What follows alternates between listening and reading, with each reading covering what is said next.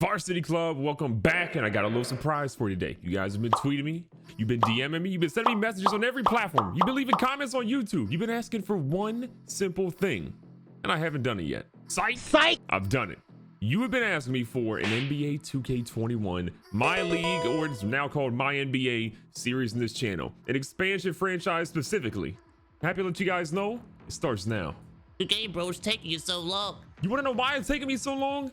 2K21 has been broken for a while, and look, I get it.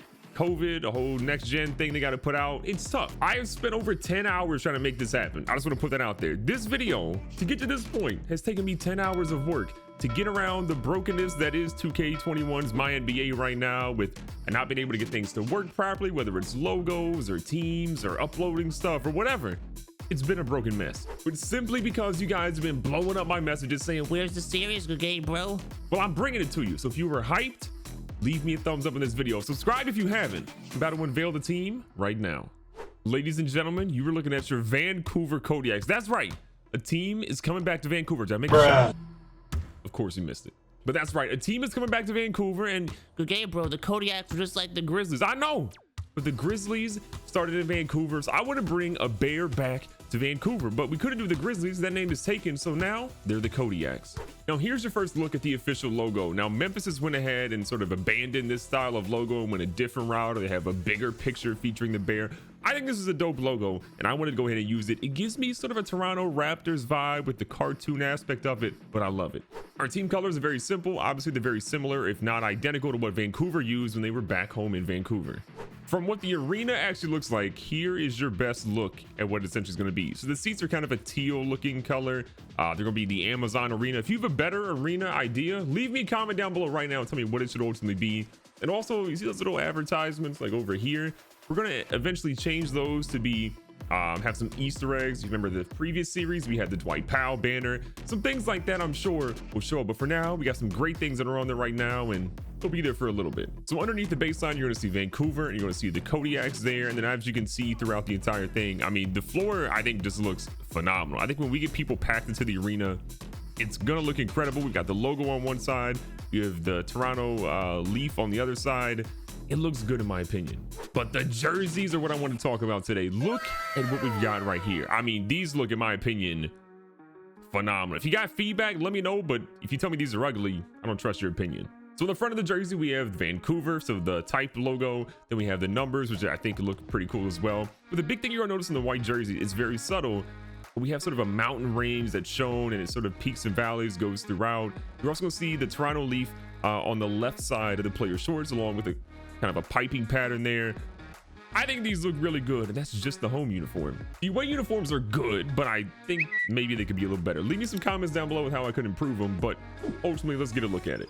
So instead of having Vancouver across the top, we have the Kodiaks there, and then you're also going to see the Leaf sort of on the belt, the Canada Leaf, not the Toronto Leaf. I keep calling it the wrong thing.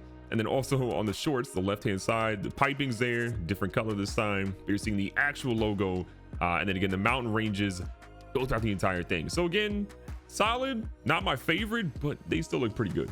And then for the alternate uniforms, I think, again, this is probably my favorite colorway that we have right now. Black uniform, Kodiaks there on the breastplate. You've got the number standing out with a bright red and sort of the 2022. Put the Canada Leaf there in the left-hand side this time. The piping's still there. These just look, in my opinion, really, really solid. But again, I want to know your feedback. Do you love the uniforms? Do you hate them? Let me know. I spent a lot of hours on these, okay? But if you know me well, you know that, well, we aren't just the only team that's going to be an expansion team out here. The Buffalo Braves are coming in to be an Eastern Conference team, while Vancouver's obviously going to be a Western Conference team. This is really your main look at what their uniforms look like. You don't really have an opportunity to look at what their home and their alternate looks like, but Mike Conley, spoiler alert, is a member of their team, and their uniforms are solid. They're basic, but maybe we'll make them a little bit better in the future. So as for our team first, we just saw Mike Conley for the Braves. Here's what our roster looks like. Otto Porter is our top player. Cameron Johnson at power forward. Robert Williams at center. RJ Barrett, we ended up getting him there at shooting guard. Gary Clark at our power forward as well. DeLon Wright is going to be our starting point guard. Jamal Crawford's coming in there as a veteran. I know Jamal's like 40, but he's a ton of badges. He can be a veteran to help train some of our younger guys, and I'll show you who some of our younger guys are in a second. Torian Prince, we've got Naz Reid. RJ Hampton is a guy that we've acquired through a trade. Again, I'll talk about that in a second, but RJ Hampton is a guy that is going to be a big time player for us real soon. Along with him, we have KZ Akpala, we have Desmond Bain, we have Trey Jones, and we have Kenya Martin Jr. and Jay Scrub. A lot of young talent on our team, as you can tell. So for the Buffalo Braves, here's what their roster looks like. They drafted a lot more older talent, at least for the top part of the roster. And again, different strategies. They went older, we went younger. We'll see how that plays out. They have Mike Conley, Davis Bertans, Paul Millsap, Tim Hardaway Jr., Rajon Rondo, Dwight Howard, JJ Redick, Doug McDermott, Derrick Jones Jr., Urson Ilyasova, I don't know why I struggle with that, Jordan Poole, Taylor Horton Tucker, Vernon Carey Jr., Jalen LeCue, and that's their roster. As you can tell, again, they are heavy in the older side of the age. I think our oldest players, besides Jamal Crawford, is 28. They go into the 30s for the vast majority of their top roster outside of Bertans and Tim Hardaway Jr. Interesting, but tell me in the comments down below, who's a better roster, us or Buffalo? So as I mentioned, we've been pretty busy since we got our team ultimately drafted. We made a lot of moves out here. So Jay Scrub, we ended up sending down in the G League. Admiral Schofield, we signed from free agency. Then we sent Kenya Martin Jr. down in the G League as well, since we had to get our roster ultimately to a good point. The big trade though was the Nuggets gave us RJ Hampton and a 2024 first round draft pick. We gave up a 2022 first round draft pick, top 3 protected, and Jordan Nwora. That to me is 100% worth it. I think RJ Hampton could be an impact player on our team really soon. Like, he'll be a guy in our rotation pretty much day one. Now that we have Jamal Crawford to sort of train him a little bit and teach him some of his stuff and get him some better badges, that's going to be a big W in my opinion.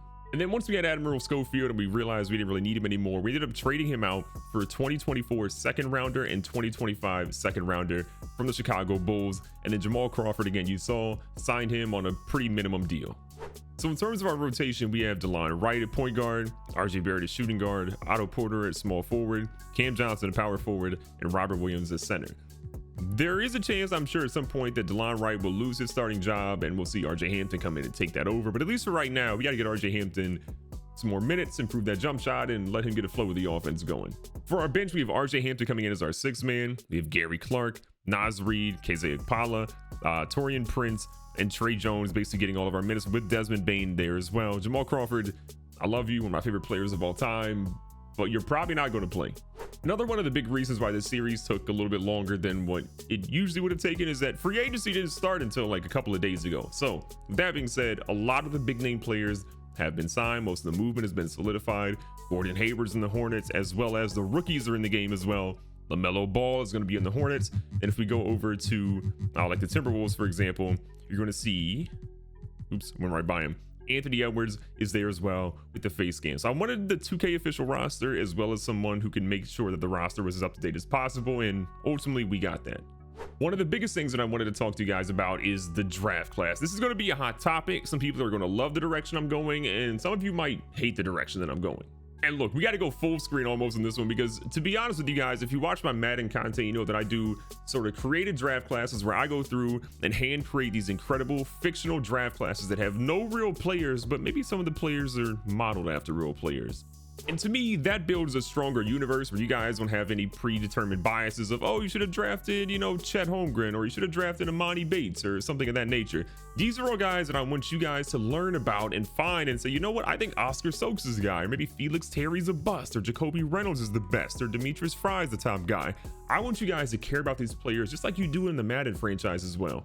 If you want to use this draft class, again, I'll show you a quick look of what it looks like ultimately, but if you just go to load, download draft class, go to user created draft, I'm literally walking you through it. You're going to see a bunch of them up there. Mine is actually right here at the top if you're on Xbox One. I don't think it's going to work on PS4 or on PC, but just look up GGB. So all you got to type in, it'll bring you right to it.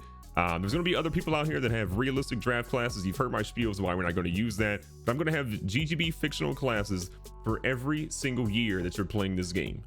The draft class is going to have guys that are great. It's going to have guys that are bust. It's going to have guys that might blow your mind from the second round. You never know, but believe me, I have really, really good players in here. I've hidden some Easter eggs in there as well. If you've watched my videos enough, you'll kind of know maybe AJ Morrison is built after Adam Morrison from Gonzaga. Maybe he's going to be good like him in college and then be bad in the NBA, or maybe it's vice versa. You'll never know until you draft them. You've also got some guys hidden there, like maybe my son's in here, possibly.